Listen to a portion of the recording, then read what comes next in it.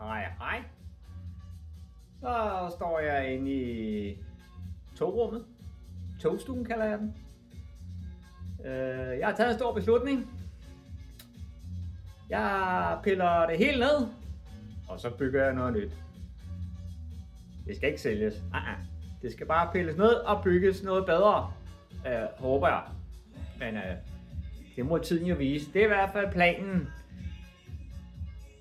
at vi skal bygge noget helt nyt. Der skal rykkes rundt, og der skal laves en hel masse andre sjove ting. Så lad os se, hvad det ender med. Hvornår jeg går i gang med at gøre det, det ved jeg ikke endnu. Den beslutning har jeg ikke taget. Men jeg begynder nok stille og roligt at tage vogne og sådan noget ned.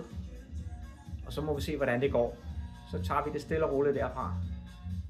Så vi bliver klar til at bygge det nye projekt med flere spændende detaljer. Sjovere ting, håber jeg. Det er i hvert fald planen.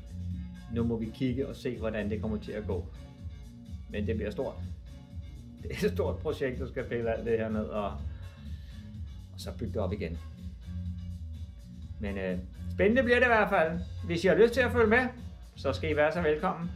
Jeg vil prøve at smide et par videoer op på min YouTube-kanal, Larrys Modeltog. Så kan I altid tage et kig en gang imellem. Hvor længe og hvor hurtigt, det er der ingen, der ved. Ikke engang jeg. Men sådan er det. Kan I have en skøn lørdag? Jeg har været ude i det gode vejr, så jeg tror, jeg smutter derud igen. Hej.